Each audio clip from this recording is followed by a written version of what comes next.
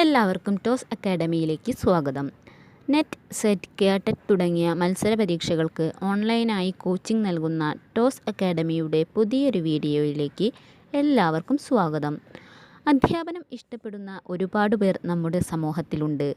എന്നാൽ പലരുടെയും പ്രശ്നം ഇത്തരം മത്സര പരീക്ഷകളിൽ വിജയം കൈവരിക്കാൻ കഴിയുമോ എന്നുള്ള ആശങ്കയും ആത്മവിശ്വാസക്കുറവുമാണ്. ഇത്തരം പഠിതാക്കൾക്കായി മത്സര പരീക്ഷകളിൽ ഉന്നത വിജയം ഉറപ്പുവരുത്തുന്നതിനുള്ള വേദിയൊരുക്കുകയാണ് Toss academy. Toss academy SET coaching നൽകുന്നുണ്ട്. പേപ്പർ 1 ആയ ജനറൽ പേപ്പറും പേപ്പർ 2 ആയ physics, chemistry, botany, zoology, mathematics, English, economics, commerce, Malayalam തുടങ്ങിയ വിഷയങ്ങൾക്കും കോച്ചിംഗ് ലഭ്യമാണ്. മലയാളത്തിൻ്റെ ക്രാഷ് ബാച്ചാണ് ഇപ്പോൾ തുടങ്ങിയിരിക്കുന്നത്. മലയാളം ക്രാഷ് ബാച്ചിന് ഫീസ് 3000 രൂപയാണ് വരുന്നത്.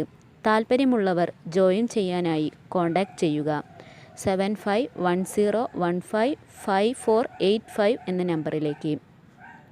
ഏതൊരു പരീക്ഷയ്ക്കും തയ്യാറെടുക്കുമ്പോൾ നമ്മൾ ഏറ്റവും അധികം ശ്രദ്ധിക്കേണ്ടത് പരീക്ഷയുടെ പഠനത്തിനു വേണ്ടി നൽകിയിട്ടുള്ള സിലബസിനെ കുറിച്ച് മനസ്സിലാക്കുക എന്നതാണ്. ഈ വീഡിയോയിൽ നമ്മൾ ഇനി പറയുന്നത് സെറ്റ് മലയാളം പേപ്പറിൻ്റെ സിലബസ് വിശകലനമാണ്. സിലബസിൽ 6 യൂണിറ്റുകളാണുള്ളത്. യൂണിറ്റ് 1 പദ്യം, യൂണിറ്റ് 2 ഗദ്യം, യൂണിറ്റ് 3 ദൃശ്യകല സാഹിത്യ പഠനം, യൂണിറ്റ് 4 സംസ്കാര പഠനം, യൂണിറ്റ് 5 സാഹിത്യ സിദ്ധാന്തങ്ങൾ മലയാള വിമർശനം, യൂണിറ്റ് 6 ഭാഷാശാസ്ത്രം, ഭാഷാചരിത്രം, വ്യാകരണം എന്നിവയാണ്. ഓരോ യൂണിറ്റിലും 10 മൊഡ്യൂളുകൾ വീതമാണുള്ളത്. ഇനി നമുക്ക് ഓരോ യൂണിറ്റും ഒന്ന് വിശദമായി നോക്കാം. യൂണിറ്റ് 1 പദ്യം. മൊഡ്യൂൾ 1. മൊഡ്യൂൾ 1-ൽ നമുക്ക് പഠിക്കേണ്ടത് നാടൻ പാട്ടുകൾ, അതിൻ്റെ സവിശേഷതകൾ, ധർമ്മം, വർഗീകരണം, ചരിത്ര പശ്ചാത്തലം, സാമൂഹികത തുടങ്ങിയവയൊക്കെയാണ്. നാടൻ പാട്ടുകളെ നമുക്കറിയാം, വ്യത്യസ്ത രീതിയിലുള്ള നാടൻ പാട്ടുകളുണ്ട്. സാമുദായികമായിട്ടുള്ളത്, തൊഴിൽപരമായിട്ടുള്ളത്, അനുഷ്ഠാനപരമായിട്ടുള്ളത്, ഇങ്ങനെ വ്യത്യസ്ത രീതിയിലുള്ള നാടൻ പാട്ടുകളുണ്ട്. ഇതിൽ ഇത്രയും കാര്യങ്ങൾ നമ്മൾ പഠിക്കേണ്ടതുണ്ട്. മൊഡ്യൂൾ 2 മലയാള സാഹിത്യത്തിലെ ഏറ്റവും പ്രധാനപ്പെട്ട പ്രസ്ഥാനമായ പാട്ട് പ്രസ്ഥാനത്തെക്കുറിച്ചാണ് മൊഡ്യൂൾ 2-ൽ പഠിക്കേണ്ടത്.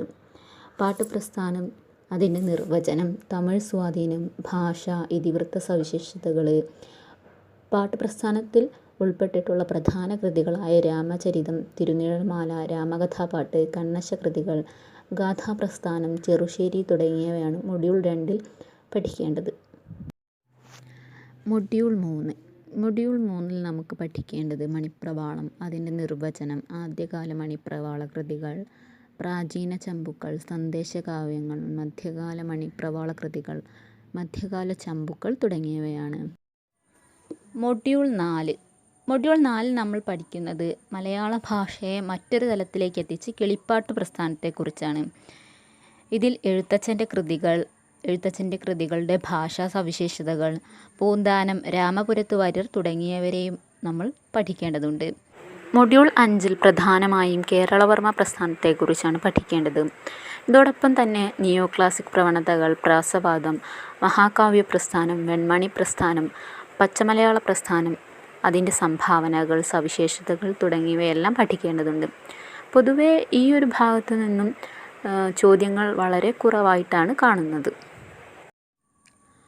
മൊഡ്യൂൾ 6-ൽ പദ്യസാഹിത്യത്തിൻ്റെ മറ്റൊരു കാലഘട്ടത്തെക്കുറിച്ചാണ് നമ്മൾ പഠിക്കുന്നത്.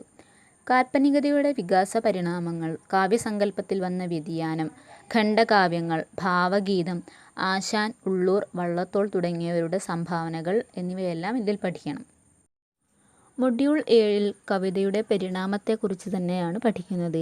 ഈ ഘട്ടത്തിൽ ചങ്ങമ്പുഴ, ഇടപ്പള്ളി, വൈലോപ്പിള്ളി, ഇടശ്ശേരി, ജി ശങ്കരക്കുറുപ്പ് തുടങ്ങിയവരെയും പ്രതികാൽപ്പനിക എഴുത്തുകാരനായ NV കൃഷ്ണവാര്യരെയും കവിതയെ കൂടുതൽ ജനകീയമാക്കിയ വയലാർ, P ഭാസ്കരൻ, ONV തുടങ്ങിയവരെയും പഠിക്കേണ്ടതുണ്ട്.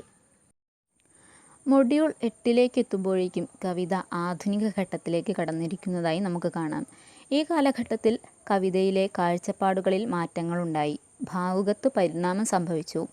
അക്കിത്തം, ഒളപ്പമണ്ണ, അയ്യപ്പ പണിക്കർ, മാധവൻ അയ്യപ്പത്ത്, NN കക്കാട്, കടമ്മനിട്ട, M ഗോവിന്ദൻ, ആറ്റൂർ സച്ചിദാനന്ദൻ തുടങ്ങിയവരായിരുന്നു ഈ കാലഘട്ടത്തിലെ പ്രമുഖ എഴുത്തുകാർ.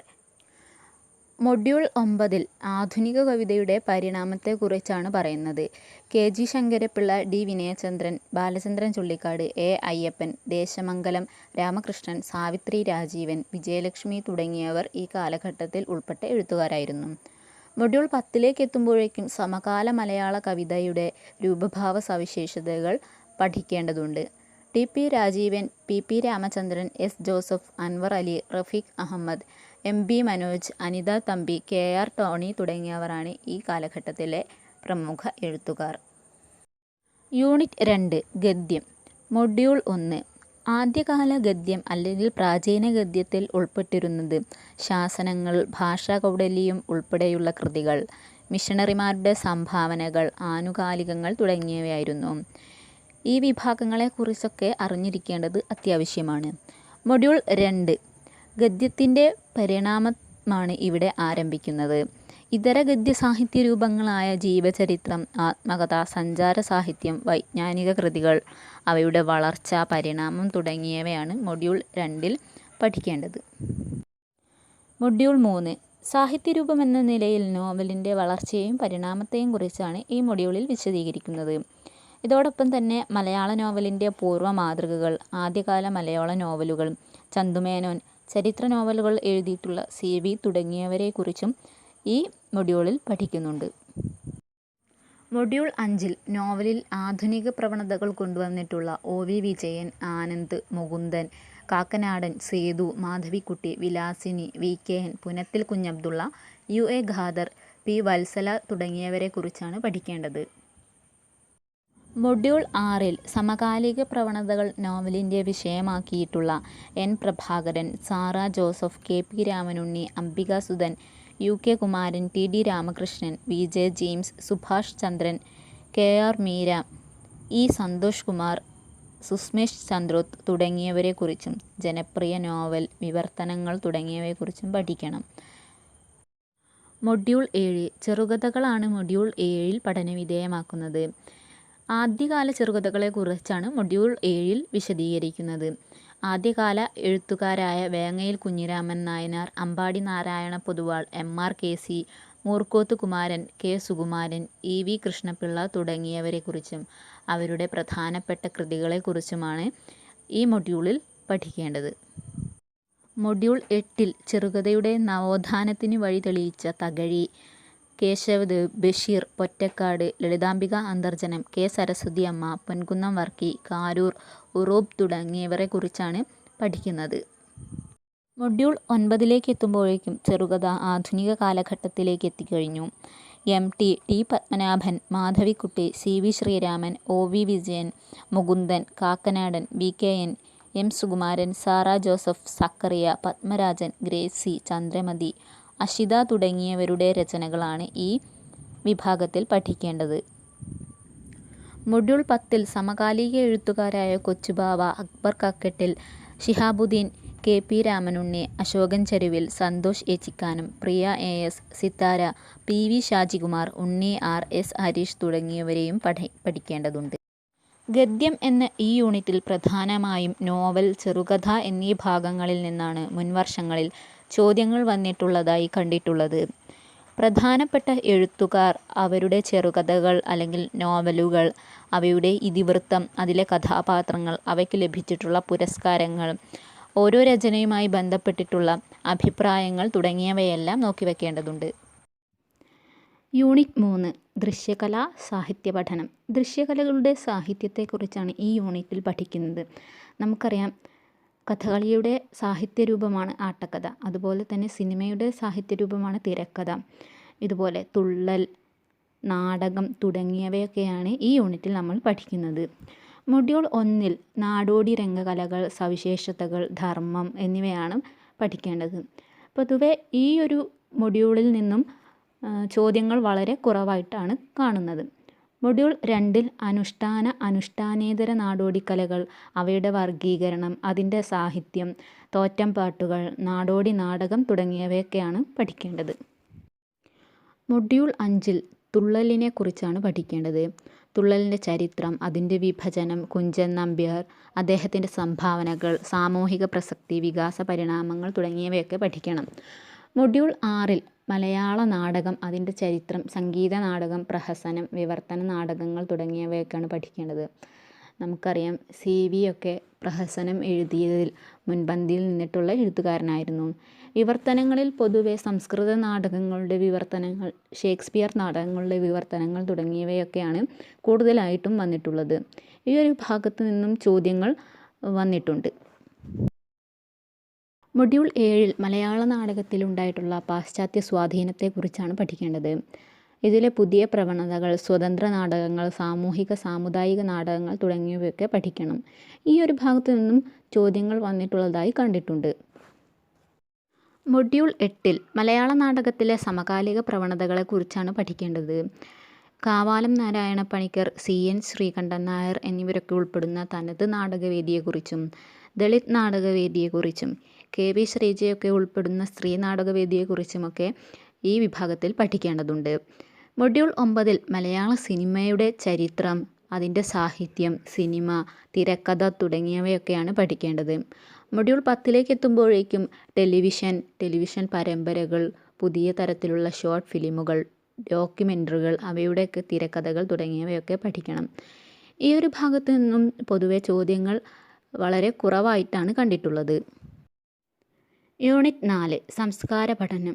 ഈ ഒരു യൂണിറ്റിൽ നിന്നും പൊതുവെ വളരെ കുറച്ച് ചോദ്യങ്ങൾ മാത്രമേ മുൻ വർഷങ്ങളിൽ ചോദിച്ചിട്ടുള്ളൂ. മൊഡ്യൂൾ 1 സംസ്കാരം, പരികൽപ്പനയും നിർവചനവും. സംസ്കാര പഠനത്തിൻ്റെ രൂപപ്പെടൽ. Matthew Arnold, FR Leavis, Richard Hoggart, EP Thompson, Stuart Hall തുടങ്ങിയവരുടെ വിശകലനങ്ങളാണ് ഈ ഒരു യൂണിറ്റിൽ പഠിക്കേണ്ടത്. മൊഡ്യൂൾ 2 സാംസ്കാരിക രാഷ്ട്രീയം, സാംസ്കാരിക ഭൗതികവാദം, പ്രത്യയശാസ്ത്രം, വിവിധ നിലപാടുകൾ. ഗ്രാംഷി, ഫൂക്കോ, അൽത്തൂസർ, ഫ്രോയിഡ് തുടങ്ങിയവരുടെ നിലപാടുകളാണ് പഠിക്കേണ്ടത്. കൂടാതെ സംസ്കാര വ്യവസായം, മാധ്യമ പഠനം, ജനപ്രിയ സംസ്കാരം തുടങ്ങിയവയൊക്കെ പഠിക്കണം. മൊഡ്യൂൾ 3 ഉപസംസ്കാരങ്ങൾ. കേരളത്തിൽ പൊതുവായിട്ടൊരു സംസ്കാരം നിലനിൽക്കുന്നുണ്ട്. ഇതുപോലെ തന്നെ കേരളത്തിലെ പല ദേശങ്ങളിലായി അവരുടേതായ സംസ്കാരങ്ങളും നിലനിൽക്കുന്നു. ഇത്തരത്തിലുള്ളതിനെയാണ് ഉപസംസ്കാരങ്ങൾ എന്ന് പറയുന്നത്.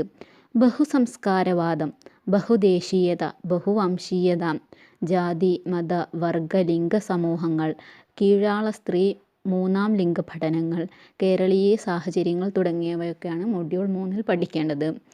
മൊഡ്യൂൾ 4 കേരള സംസ്കാരം, സാംസ്കാരിക ബഹുത്വം, ആചാരം, വിശ്വാസം, ഭക്ഷണശീലങ്ങൾ, സാമൂഹിക ബന്ധങ്ങൾ, കൃഷി, ഉത്സവങ്ങൾ തുടങ്ങിയവയിലെ പ്രാദേശികവും സാമൂഹികവുമായ ബഹുസ്വരതയാണ് മൊഡ്യൂൾ 4 പഠിക്കേണ്ടത്. കേരളത്തിലെ വിവിധ ദേശങ്ങളിൽ അവരുടേതായിട്ടുള്ള ആചാരങ്ങളും വിശ്വാസങ്ങളും ഭക്ഷണശീലങ്ങളും സാമൂഹിക ബന്ധങ്ങളുമൊക്കെ ഉണ്ടായിരിക്കും. ഇത്തരത്തിലുള്ള കാര്യങ്ങളാണ് മൊഡ്യൂൾ 4 പഠിക്കേണ്ടത്. മൊഡ്യൂൾ 5 കേരള ചരിത്രവും സംസ്കാരവുമാണ് പഠിക്കുന്നത്. നമുക്കറിയാം കേരളത്തിൻ്റെ ചരിത്രം ആരംഭിക്കുന്നത് സംഘകാലഘട്ടത്തിൽ നിന്നാണ്. കുലശേഖരന്മാർ, അധിനിവേശ പൂർവ്വകാലം, നാട്ടുരാജ്യങ്ങൾ, രേവതി പട്ടത്താനം, 18 കവികൾ, മാമാങ്കം തുടങ്ങിയവയും ഈ മൊഡ്യൂളിൽ പഠിക്കണം. മൊഡ്യൂൾ 6 ആര്യാധിനിവേശം, ക്ഷേത്ര കേന്ദ്രീകൃത ഫ്യൂഡൽ വ്യവസ്ഥ, ജന്മി സമ്പ്രദായം, മരുമക്കത്തായം, ജാതി വ്യവസ്ഥ തുടങ്ങിയവയാണ് ഈ മൊഡ്യൂളിൽ പഠിക്കേണ്ടത്. മൊഡ്യൂൾ 7 വൈദേശികാധിനിവേശം, Arab, Portuguese, Dutch, French, British, Mysore ആധിപത്യം, അതിൻ്റെ ഫലങ്ങൾ തുടങ്ങിയവയൊക്കെ പഠിക്കണം. മൊഡ്യൂൾ 8 നവോത്ഥാനവും സാമൂഹിക മുന്നേറ്റവും, സാമൂഹിക പരിഷ്കരണ പ്രസ്ഥാനങ്ങൾ. നമുക്കറിയാം ശ്രീനാരായണ ഗുരുവിൻ്റെ SNDP, അയ്യങ്കാളിയുടെ സാധുജന പരിപാലന സംഘം തുടങ്ങിയവയൊക്കെ ഈ വിഭാഗത്തിൽ പഠിക്കേണ്ടതാണ്. കൂടാതെ അവകാശ പ്രക്ഷോഭങ്ങൾ, കർഷക മുന്നേറ്റം, സ്വാതന്ത്ര്യ സമരം, കേരള സംസ്ഥാന രൂപീകരണം തുടങ്ങിയവയും ഇതിൽ പഠിക്കണം. മൊഡ്യൂൾ 9 പഠിക്കേണ്ടത് കേരളീയ കലകളെക്കുറിച്ചാണ്. തെയ്യം, തിറ, പടയണി, കഥകളി തുടങ്ങിയവയൊക്കെ കേരളീയ കലകളാണെന്ന് നമുക്കറിയാം. ചിത്രരചന, ശില്പകല, വാസ്തുവിദ്യ, കേരളീയ സംഗീതം, കളരി പോലുള്ള ആയോധന കലകൾ, അതിൻ്റെ എല്ലാം ചരിത്രവും സവിശേഷതകളും ഇവയെല്ലാം ഉൾക്കൊള്ളുന്ന പുതിയ പഠനശാഖയായ ഫോക്ലോറ്, അതിൻ്റെ ധർമ്മങ്ങൾ, സവിശേഷതകൾ, അതിൻ്റെ പരിണാമം തുടങ്ങിയവയെല്ലാം പഠിക്കേണ്ടതുണ്ട്. യൂണിറ്റ് 5 സാഹിത്യ സിദ്ധാന്തങ്ങൾ, മലയാള വിമർശനം. ഈ യൂണിറ്റിൽ പ്രധാനമായും 2 സാഹിത്യ വിഭാഗങ്ങളെക്കുറിച്ചാണ് പഠിക്കുന്നത്: സാഹിത്യ സിദ്ധാന്തങ്ങളും മലയാള വിമർശനവും. മൊഡ്യൂൾ 1 പ്രധാനമായും പൗരസ്ത്യ സാഹിത്യ സിദ്ധാന്തങ്ങളെക്കുറിച്ചാണ് പഠിക്കുന്നത്. ഇതിൽ കവി, കാവ്യം, സഹൃദയൻ, കാവ്യഹേതുക്കൾ, കാവ്യപ്രയോജനം തുടങ്ങിയവയൊക്കെ പഠിക്കേണ്ടതുണ്ട്. മൊഡ്യൂൾ 2-ൽ സാഹിത്യ സിദ്ധാന്തങ്ങളിലുള്ള പ്രധാന വിമർശന സമ്പ്രദായങ്ങളായ രസം, ധ്വനി, രീതി, വക്രോക്തി, ഔചിത്യം, അനുമാനം തുടങ്ങിയവയാണ് പഠിക്കേണ്ടത്. മൊഡ്യൂൾ 3-ൽ അലങ്കാരം, വൃത്തം, ദ്രാവിഡ സൗന്ദര്യശാസ്ത്രം തുടങ്ങിയവയെക്കുറിച്ചാണ് പ്രധാനമായും പഠിക്കേണ്ടത്. അലങ്കാരങ്ങളിൽ ഉൾപ്പെട്ട ശബ്ദാലങ്കാരത്തെയും അർത്ഥാലങ്കാരത്തെയും കുറിച്ച് പഠിക്കണം. അതുപോലെ തന്നെ 2 രീതിയിലുള്ള വൃത്തങ്ങളായ സംസ്കൃത വൃത്തം, ദ്രാവിഡ വൃത്തം തുടങ്ങിയവയും പഠിക്കേണ്ടതുണ്ട്. ദ്രാവിഡ സൗന്ദര്യശാസ്ത്രത്തിൽ തൊൽക്കാപ്പിയം, തിണസങ്കല്പം തുടങ്ങിയവയാണ് പ്രധാനമായും പഠിക്കേണ്ടത്. മൊഡ്യൂൾ 4 മൊഡ്യൂൾ 4, 5, 6 തുടങ്ങിയവയിൽ പ്രധാനമായും പാശ്ചാത്യ സാഹിത്യ സിദ്ധാന്തങ്ങളെക്കുറിച്ചാണ് പഠിക്കുന്നത്. മൊഡ്യൂൾ 4-ൽ പറയുന്നത് സാഹിത്യ രൂപങ്ങളെക്കുറിച്ചും പ്രസ്ഥാനങ്ങളെക്കുറിച്ചുമൊക്കെയാണ്. ഇതിൽ Plato, Aristotle, Longinus, Wordsworth, Coleridge തുടങ്ങിയവരുടെ സിദ്ധാന്തങ്ങൾ പ്രധാനമായും പഠിക്കണം. മൊഡ്യൂൾ 5-ൽ കല കലയ്ക്കു വേണ്ടി എന്ന് പറഞ്ഞുകൊണ്ട് ടോൾസ്റ്റോയിയെയും, Croce, Matthew Arnold, T S. Eliot, ആധുനികത, ആധുനികോത്തരത തുടങ്ങിയവയും പഠിക്കണം. സിദ്ധാന്തം പാശ്ചാത്യമായിക്കോട്ടെ പൗരസ്ത്യമായിക്കോട്ടെ, ഇതിൽ നിന്നും വരുന്ന ചോദ്യങ്ങൾ വളരെ ഡയറക്റ്റ് ആയിരിക്കും. മൊഡ്യൂൾ 6-ൽ പ്രധാന ഇസങ്ങളായ classicism, neo classicism, realism, romanticism, imagism, expressionism, existentialism, structuralism, post structuralism തുടങ്ങിയവയാണ് പഠിക്കേണ്ടത്. ഈ ഒരു ഭാഗത്തു നിന്നും പൊതുവെ ചോദ്യങ്ങൾ വളരെ കുറവായിട്ടാണ് കണ്ടിട്ടുള്ളത്. മൊഡ്യൂൾ 7 മുതലാണ് നിരൂപണങ്ങളെക്കുറിച്ച് പഠിക്കുന്നത്, അതായത് വിമർശനങ്ങളെക്കുറിച്ച് പഠിക്കുന്നത്. മലയാള നിരൂപണത്തിൻ്റെ രൂപവൽക്കരണ സാഹചര്യം, പത്രമാസികകളുടെ സ്വാധീനം, മറ്റ് ഘടകങ്ങളായ ആദ്യകാല നിരൂപകർ, കേരളവർമ്മ വലിയ കോയിത്തമ്പുരാൻ, സി.പി. അച്യുതമേനോൻ, എ.ആർ. രാജരാജവർമ്മ തുടങ്ങിയവരെക്കുറിച്ചാണ് ഈ മൊഡ്യൂളിൽ പഠിക്കേണ്ടത്. മൊഡ്യൂൾ 8-ൽ മലയാള നിരൂപണത്തിന് പുതിയ ചിന്തകൾ നൽകിയ കേസരി എ. ബാലകൃഷ്ണപിള്ള, എം.പി. പോൾ, കുട്ടിക്കൃഷ്ണ മാരാർ, ജോസഫ് മുണ്ടശ്ശേരി, കുറ്റിപ്പുഴ കൃഷ്ണപിള്ള എന്നിവരുടെ സംഭാവനകളും, പുരോഗമന സാഹിത്യ പ്രസ്ഥാനം, എം. ലീലാവതി തുടങ്ങിയവരെക്കുറിച്ചുമാണ് പഠിക്കേണ്ടത്. മൊഡ്യൂൾ 9-ൽ വിമർശനത്തിലെ ആധുനിക പ്രവണതകളായ കെ.പി. അപ്പൻ, നരേന്ദ്രപ്രസാദ്, വി. രാജകൃഷ്ണൻ, ആശാ മേനോൻ, ബി. രാജീവൻ തുടങ്ങിയവരുടെ സംഭാവനകളെക്കുറിച്ച് അന്വേഷിക്കേണ്ടതുണ്ട്. മൊഡ്യൂൾ 10-ൽ മലയാള വിമർശനത്തിൻ്റെ പുതിയ മുഖങ്ങളാണ് പരിചയപ്പെടുത്തുന്നത്. പരിസ്ഥിതി, ദളിത്, സ്ത്രീപക്ഷ നിരൂപണ സമീപനങ്ങൾ, നവചരിത്രവാദം തുടങ്ങിയവയൊക്കെയാണ് ഈ ഒരു ഭാഗത്ത് പഠിക്കേണ്ടത്. യൂണിറ്റ് 6 ഭാഷാശാസ്ത്രം, ഭാഷാചരിത്രം, വ്യാകരണം. ഭാഷയുമായി ബന്ധപ്പെട്ടുള്ള 3 ഭാഗങ്ങളാണ് ഈ ഒരു യൂണിറ്റിൽ പഠിക്കുന്നത്. മൊഡ്യൂൾ 1 ഭാഷാശാസ്ത്രത്തെക്കുറിച്ചാണ് മൊഡ്യൂൾ 1-ൽ പഠിക്കുന്നത്. ഭാഷാപഗ്രഥന രീതികൾ, ഭാഷയുടെ വർഗീകരണം, ഭാഷാഗോത്രങ്ങൾ, കക്ഷ്യവിഭജനം, ഉപഭാഷകൾ, സഗോത്രഭാഷകൾ, ഭാഷാമേഖല തുടങ്ങിയവയൊക്കെയാണ് ഈ ഒരു യൂണിറ്റിൽ പഠിക്കുന്നത്. മൊഡ്യൂൾ 2-ൽ സ്വനവിജ്ഞാനം, അതിൻ്റെ അവാന്തര വിഭാഗങ്ങളെക്കുറിച്ചുമൊക്കെയാണ് പഠിക്കുന്നത്. കൂടാതെ വർഗീകരണം, എന്താണ് സ്വനിമ വിജ്ഞാനം, സ്വനിമ എങ്ങനെയാണ് നിർണ്ണയിക്കുന്നത്, ഉപസ്വനം എന്നാൽ എന്താണ്, മലയാളത്തിലെ സ്വനിമങ്ങൾ ഏതൊക്കെയാണ്, അക്ഷരങ്ങൾ ഏതൊക്കെയാണ്, ലിപികൾ എന്താണ് തുടങ്ങിയവയൊക്കെയാണ് മൊഡ്യൂൾ 2-ൽ പഠിക്കുന്നത്. മൊഡ്യൂൾ 3-ലാകട്ടെ രൂപിമ വിജ്ഞാനത്തെക്കുറിച്ചാണ് പഠിക്കുന്നത്. സ്വനിമം രൂപിമവും തമ്മിലുള്ള വ്യത്യാസങ്ങൾ എന്താണ്, രൂപിമ വിഭാഗങ്ങൾ ഏതൊക്കെയാണ്, നിഷ്പാദന സമ്പ്രദായം, അർത്ഥവിജ്ഞാനീയം, അർത്ഥഭേദനിയാമകങ്ങൾ തുടങ്ങിയവയൊക്കെ എന്താണ് എന്നാണ് ഈ ഒരു വിഭാഗത്തിൽ പഠിക്കുന്നത്. മൊഡ്യൂൾ 4-ൽ വാക്യവിജ്ഞാനത്തെക്കുറിച്ചാണ് പറയുന്നത്. ഘടനാത്മക സമീപനം, ചോംസ്കിയൻ ദർശനം, സൊസ്യൂറിൻ്റെ തത്വങ്ങൾ, ഭാഷാവിനിമയ സിദ്ധാന്തങ്ങൾ തുടങ്ങിയവയൊക്കെയാണ് ഈ ഒരു മൊഡ്യൂളിൽ പഠിക്കേണ്ടത്. എന്നാൽ ഈ വിഭാഗത്തിൽ നിന്നും ചോദ്യങ്ങൾ വളരെ കുറവായിട്ടാണ് കണ്ടിട്ടുള്ളത്. മൊഡ്യൂൾ 5-ൽ ഭാഷാഭേദ വിജ്ഞാനങ്ങളെക്കുറിച്ചും വ്യത്യസ്ത ഭാഷകളെക്കുറിച്ചുമാണ് കൂടുതലായും പഠിക്കുന്നത്.